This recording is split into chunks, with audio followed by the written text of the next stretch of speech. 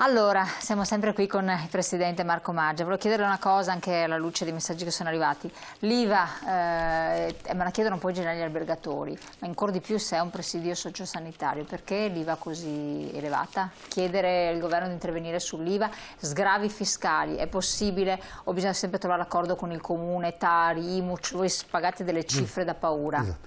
Entriamo allora nel merito di cosa non è stato fatto e andava fatto, e questo serve solo a salvare la liquidità e a evitare che delle aziende chiudano. È già una cosa. Esatto. Entriamo proprio in fatti specifici. Molti stati, l'IVA noi la paghiamo sui servizi turistici, quindi l'albergo è soggetto a IVA.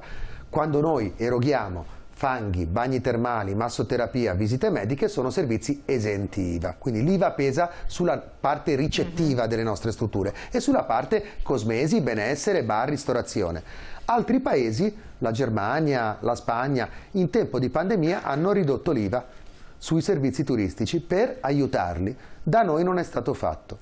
Entriamo nel merito del costo del personale. Questa è una cosa veramente che è stata richiesta dalle categorie e non è stata. Si è data la cassa integrazione generalizzata, no? Vi diamo una copertura, le ore non lavorate sono coperte dall'INPS. Certo. Come prima ho detto, non è sufficiente per sfamare le famiglie. E gli alberghi, perché poi le nostre strutture, se le chiudi definitivamente, poi riaprirle è molto complicato. Difficile. Quindi da maggio a ottobre-novembre tutti gli alberghi hanno aperto anche con pochissimi clienti e quindi hanno dato delle ore di lavoro, delle settimane di lavoro. A rotazione i nostri lavoratori magari non riuscivamo a dargli le 39 ore settimanali e le 4 settimane piene, ma gliene davi 30 e gli davi 2 settimane e mezzo, 3. Questo dava un po' di reddito a loro, era un aiuto. Bene, su quelle ore noi dobbiamo pagare i contributi pieni. Ecco, leggo solo un messaggio, 2 messaggi, li interrompo un attimo che stanno arrivando tantissimi. Conosco la famiglia Maggia perché tutti gli anni vado da loro e mi rincresce vedere che un patrimonio come le terme sia impropriamente in difficoltà e che molti hotel rischiano di chiudere. Salutatemi il dottor Alberto. Ringrazio.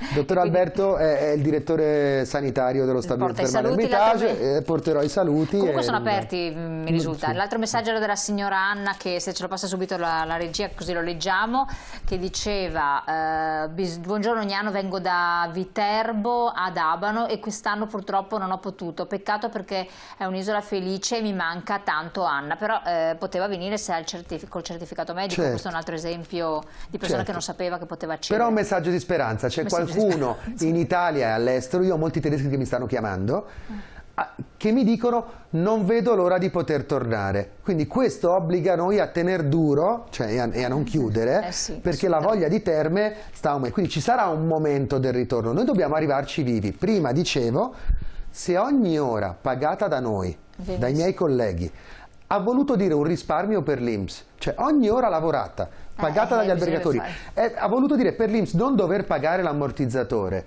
Domanda molto semplice, sì. Ma cosa costava fare un piccolo sollievo o una piccola decontribuzione? Cioè se in questo momento io do 1.000 euro... Dovete chiederla voi, che siete a livello nazionale, bisogna che interveniate. Quindi l'IVA e i contributi li dobbiamo pagare pieni.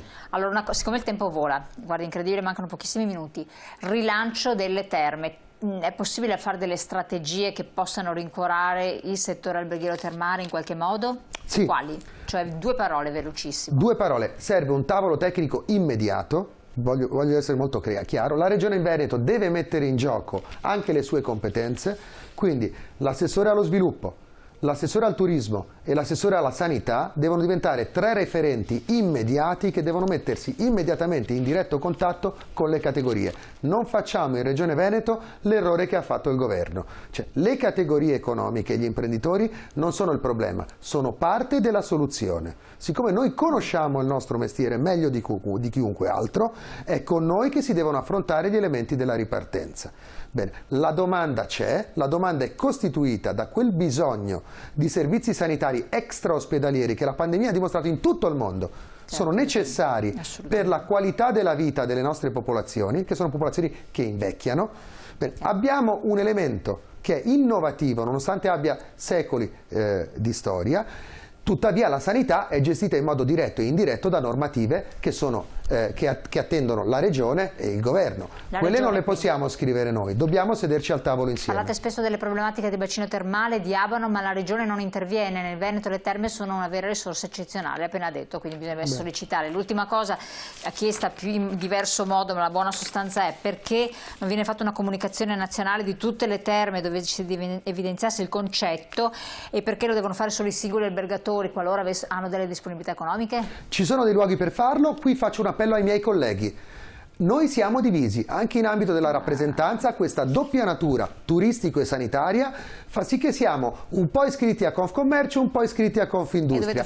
Questo conflitto va superato, in questo momento bisogna lavorare per l'unità. Comunicare, il fango termale di Abano in Toccasana per il fisico e la mente, dovremmo tutti farne uso, ve lo dice un Veneto doc. Ascoltiamolo. Ascoltiamolo, esatto, quindi questa è un'altra cosa. Allora, Presidente, magari l'avremo ancora ospite se le farà piacere intervenire, perché visto che la tematica ha anche suscitato un dibattito abbastanza acceso, perché proprio siamo nel cuore anche logisticamente della problematica, e perché tra l'altro i comuni del bacino delle terme sono fatti di persone che lavorano nel settore, quindi sono in uno stato di dissesto totale. Due numeri: 5.000 addetti in condizioni di normalità, che oggi non ci sono, oltre 300 milioni il fatturato diretto delle aziende ricettivo-termali, $500 milioni se teniamo conto di che cosa muove il turismo termale anche a livello dei commercianti, dei negozi, di quanto avviene nelle località dei colli e di tutto l'indotto.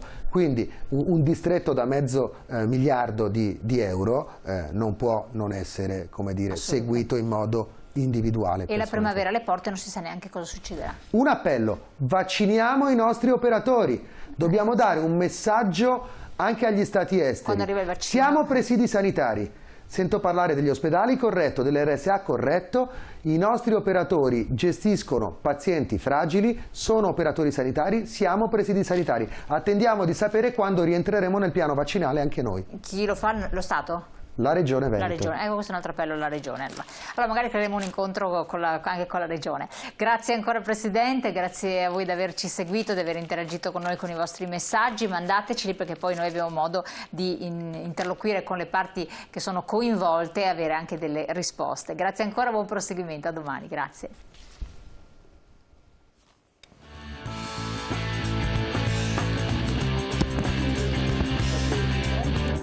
Sì, certo.